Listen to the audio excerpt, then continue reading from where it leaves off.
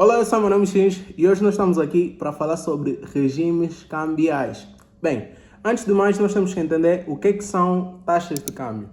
Taxa de câmbio é o preço pelo qual se troca a moeda de um país pela moeda de outro país. Nós temos duas formas de cotar as taxas de câmbio, ao incerto, a cotação ao incerto, e temos a cotação ao certo. Quando estamos a falar de cotação ao incerto, estamos a dizer as quantidades de kwanza que são necessárias para adquirir uma unidade de uma moeda estrangeira, por exemplo, dólar, euro. Quando estamos a falar de cotação ao certo, estamos a dizer as quantidades de uma moeda estrangeira que são necessárias para adquirir um kwanza. É isso.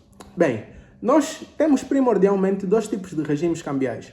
Temos os regimes cambiais de câmbios fixos e temos os regimes de câmbios flutuantes ou flexíveis. Quando nós estamos a falar de regimes flexíveis, de câmbios flexíveis, nós estamos a dizer que o preço do câmbio ou a taxa de câmbio será definida pelo mercado. As interações entre os agentes econômicos é que vão determinar qual será a taxa de câmbio. E como vocês sabem, naturalmente, o mercado tende a um ponto de equilíbrio, onde a oferta e a procura estarão simultaneamente satisfeitas. Esse conceito traduzir-se-á sobre a balança de pagamentos. Ela será, nesse caso de câmbios flexíveis, perpetuamente nula ou equilibrada. Estará perpetuamente equilibrada. O que significa a balança de pagamentos estar equilibrada? A balança de pagamentos traduz os movimentos que o nosso país tem para com o estrangeiro. Os movimentos de tudo, de bens e serviços, o dinheiro que vocês mandam para os vossos filhos no estrangeiro, está lá na balança de pagamento. Então o que acontece? A balança de pagamentos estar equilibrada significa que a mesma quantidade de dinheiro que entra no nosso país é a mesma quantidade de dinheiro que sai. E o que acontece no caso de câmbios flexíveis? A taxa de câmbio vai alterar-se para que isso se verifique, para que a quantidade de dinheiro que sai do nosso país seja igual à quantidade de dinheiro que entra no nosso país. Ok, agora nós temos os câmbios fixos. Quando nós estamos a falar de câmbios fixos, estamos a dizer que o Banco Central virá e vai vos cumprimentar,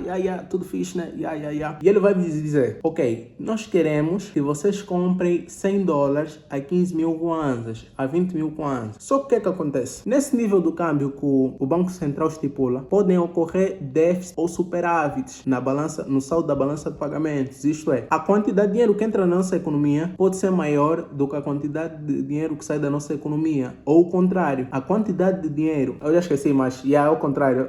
Eu esqueci agora, mas é o contrário. É o contrário. Isto pode ocorrer. Então, o que acontece? Se isso ocorrer, o mercado, a tendência natural do mercado vai ser ir para o ponto de equilíbrio. Mas se ele ir para o ponto de equilíbrio, o que vai acontecer? A taxa de câmbio vai alterar. Só que o Banco Central não quer isso. O Banco Central não quer que a taxa de câmbio altere. Quer que fique ali onde está, onde ele determinou. Então o Banco Central tem que fazer o quê? O Banco Central tem que fazer com que aquela balança esteja em equilíbrio. E ele vai fazer isso como? Vai ter que intervir no mercado cambial. Agora a pergunta vai aparecer mais um como. Como é que ele faz isso, Mixins? Bem, ele vai ter que ter reservas internacionais. E a sua intervenção vai depender do estado do saldo da balança de pagamento. Como? Bem, se você tiver um déficit, isso quer dizer que as reservas internacionais terão que diminuir no montante do saldo. Ou seja, por exemplo, você tem menos 2 mil, né? O saldo da balança de pagamentos é menos 2 mil. Quer dizer que o Banco Central vai ter que adicionar mais 2 mil para que a balança fique equilibrada. Então, as reservas internacionais vão diminuir no montante do saldo da balança de pagamentos. No caso de um superávit, o Banco Central será responsável de absorver aquela liquidez excedentária. Ou seja, se nós tivermos um saldo da balança de pagamentos de 2 mil, o Banco Central vai ter que recolher aquilo, vai ter que ficar com aquele dinheiro, o que vai suscitar com que as reservas internacionais aumentem no montante do saldo da balança de pagamento. Agora, se os saldos da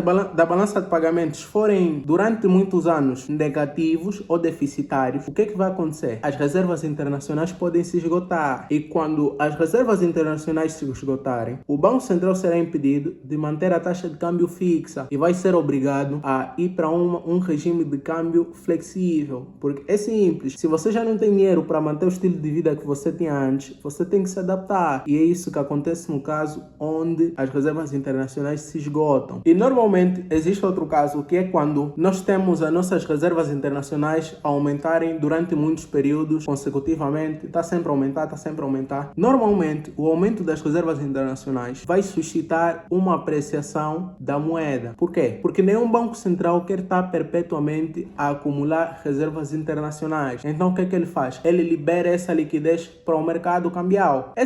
O liberar desta liquidez faz com que a nossa moeda se torne mais forte. E vocês devem estar a pensar, talvez vocês pensem em algumas geografias. Quando isso não é uma generalidade, nem sempre isso ocorre. Isso que eu acabei de vos dizer, nem sempre isso ocorre. E normalmente não ocorre como estratégia comercial. Observem a China. A China tem mais de 3 trilhões de dólares como reservas internacionais, mas a sua moeda, mesmo assim, é menos valiosa no mercado internacional do que o dólar. A questão que vocês devem estar a se fazer é por quê? Por que eles fazem isso? Porque eles tendo uma moeda mais barata do que o dólar, faz com que os seus preços sejam altamente competitivos nos mercados internacionais. E é assim que eles dominam os mercados internacionais. Também tem uma outra coisa que eu queria abordar quando falamos desse ponto, que é, talvez vocês se perguntem por que o preço do euro oscila tanto aqui. Por que o preço do euro oscila tanto, mas o preço do dólar não oscila tanto? A resposta é que, normalmente, o que é vendido aqui internamente, as dívidas são vendidas aqui internamente, normalmente são dólar. Ou o Banco Central vende dólar, ou o Minfim vende dólar, porque eles têm o tesouro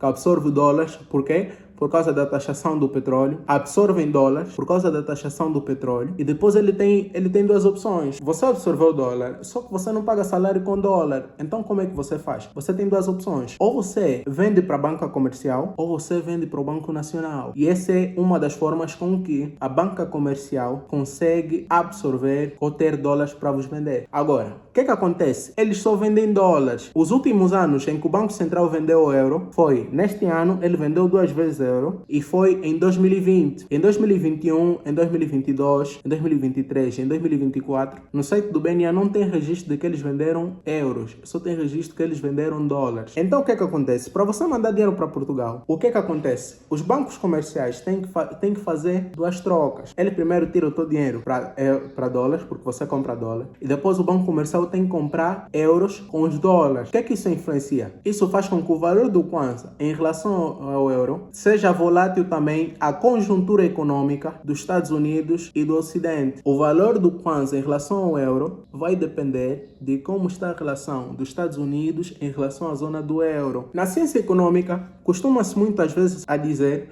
que depreciações da nossa moeda aumentam o nível de competitividade da nossa economia, já que os produtos internos, os produtos que nós produzimos internamente, tornar-se-ão mais baratos em relação aos produtos do exterior, o que vai incentivar a exportação. Por quê? Você vai vender a um preço muito mais baixo e a um preço muito mais competitivo. Só que isso é uma generalização, e para que isso ocorra, tem um pressuposto. A questão que eu tenho para vocês é: como é que a depreciação da nossa moeda vai aumentar as nossas exportações se você não produz nada e o que você produz é daqueles que exploram? A maior parte é daqueles que exploram. Isso é uma questão que nós temos que refletir. E outro pressuposto que existe é: a tua inflação não pode ser muito superior à inflação que se verifica no estrangeiro. Por caso contrário, isso não vai se verificar. Das exportações aumentarem, não vai se verificar. E se vocês têm dúvidas, é só vocês olharem para Angola. É necessário também distinguir outras duas coisas. Existe uma taxa de câmbio real e existe uma taxa de câmbio nominal. Quando nós falamos de taxa de câmbio nominal, estamos a falar sobre as quantidades de Kwanza que são necessárias para adquirir uma unidade de uma moeda estrangeira. Isso é o que nós já falamos no princípio. Agora, quando nós falamos da taxa de câmbio real, nós estamos a relacionar a taxa de câmbio nominal com o nível de preços encontrado na nossa economia e na economia no exterior. E tem uma fórmula que traduz isso que eu estou a dizer. Será a taxa de câmbio real igual a taxa de câmbio nominal vezes o nível de preços praticado na economia no estrangeiro a dividir pelo nível de preços praticado na nossa economia. Ou seja, a taxa de câmbio real dá-nos um preço relativo dos produtos do estrangeiro. Quando o R aumenta, quando a taxa de câmbio real aumenta, nós estamos a dizer que é uma depreciação real. Ou seja, os teus produtos tornam-se mais baratos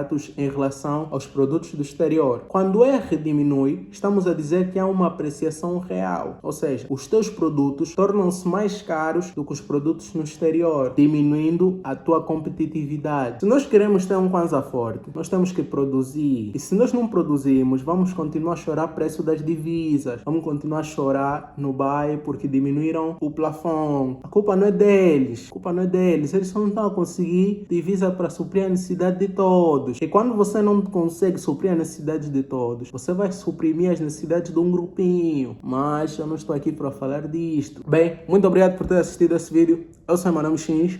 Se gostaste desse vídeo, deixa um like, deixa um comentário. Eu estou sempre aqui a responder e a conversar convosco. Vemos no próximo vídeo. Sigam-me nas minhas redes sociais e até o próximo vídeo.